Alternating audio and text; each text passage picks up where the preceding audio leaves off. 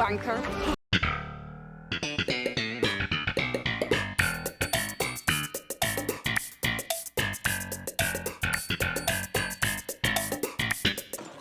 I say, Carruthers, you know what's very, very funny? A man dressed in women's clothing. Yes, quite. Ripping good love. Yes.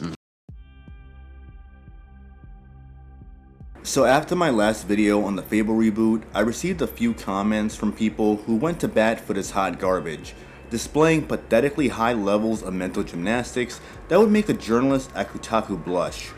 And in this video, I want to provide additional logic and evidence to the point I was making in my first video.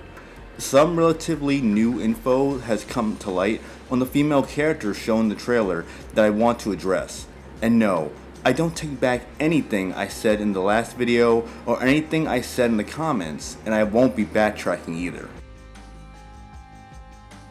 Now, there was speculation that the protagonist shown in the trailer was modeled after a developer at Playground Games who was a transgender, but upon further investigation done by people like Veridark and Heel vs Babyface, it turns out that the protagonist is actually modeled after a real female.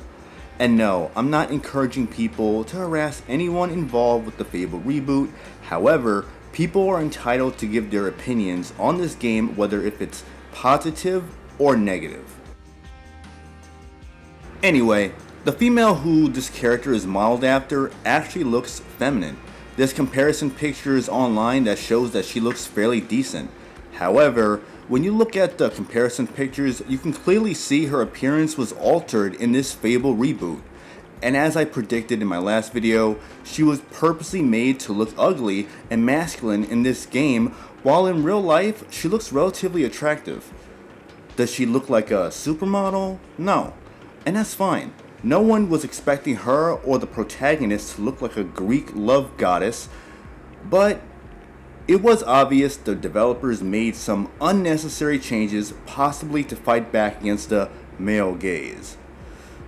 You can clearly see this character was given some masculine features that actually resembles the transgender at Playground Games. It almost looks like they merged both faces into one for this protagonist. Now, before I go any further, I want to clear something up because a few people assumed I wanted to fuck or jerk off to female characters, because how dare I talk about a video game character? So while it was a valiant effort in attempting to insult me, the thing is that I'm gay. So a female in a video game or in real life does nothing for me. So why does a gay guy care if a female character is ugly or attractive? Because I know what it represents. There is an attack on appealing looking female characters in the West, just like there's an attack on masculine men in the West. So from what is now known about who is the face of the protagonist in this Fable reboot, it begs the question, why is her face altered while the character known as Dave, played by a British actor named Richard Iowati, in the trailer looks identical to his real life counterpart? It's almost like this female character was purposely made to look ugly. Surely this has never been done in games over the last few years. Absolutely not. This is just some crazy conspiracy theory I thought of. Now, I don't expect the bozos who desperately tried to convince me in the comments section in my last video that this Fable reboot looks amazing and resembles the Fable games of the past to grasp what I'm saying. This is for those who are willing to listen and put the pieces together, because like I said, this is Fable in name only.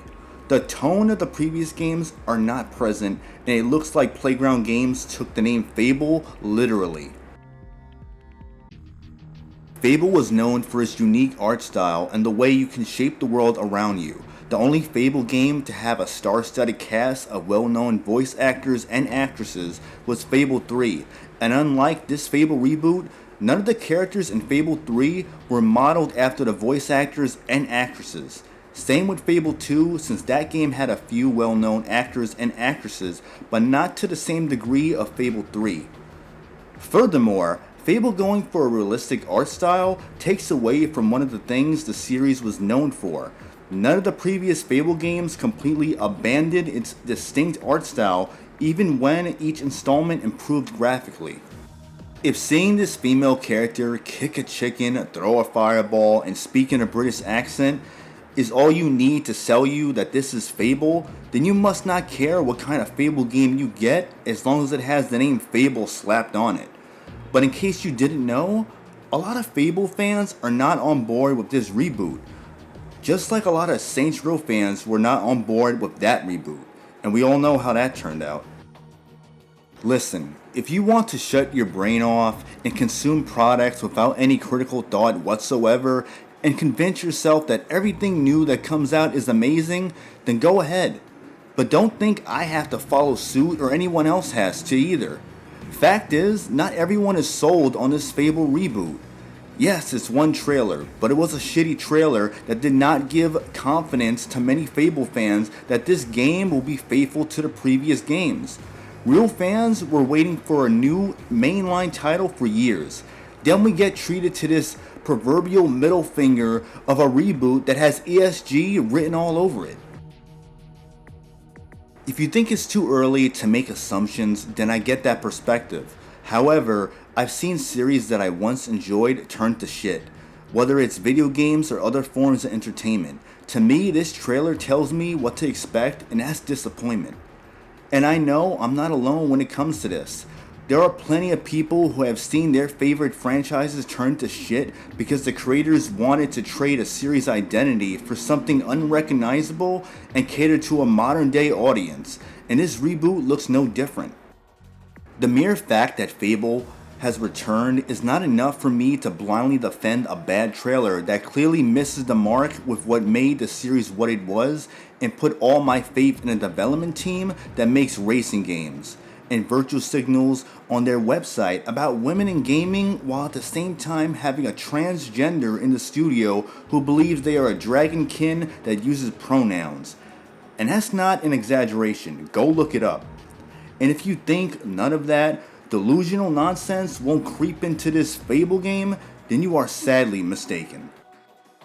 And no, I will not be getting this game, and yes, I will stick with the old Fable games. You know, the real Fable games. You can keep trying to convince yourself and others that this abysmal looking reboot has the heart and soul of Fable, or that it looks amazing, or that it's not woke, or that the main character looks identical to her real life counterpart. Go ahead. Tell yourself whatever you need to block out the truth about this reboot. Give in to your need to consume any old garbage they put out in front of you. It won't matter, because as Playground Games shows off more footage and do interviews before release, and the game finally does release after a delay and an apology letter on social media, everyone will see this game for what it is.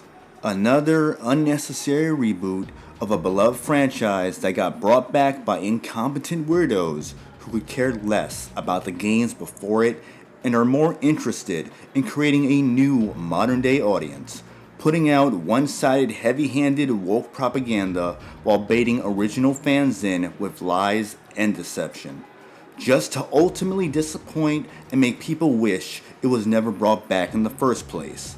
And just like Donald Trump once said, everything woke turns to shit. You need people like me so you can point your fucking fingers and say, that's the bad guy. So, what'll I make you? Good? You're not good. You just know how to hide, how to lie. Me, I don't have that problem. Me, I always tell the truth, even when I lie.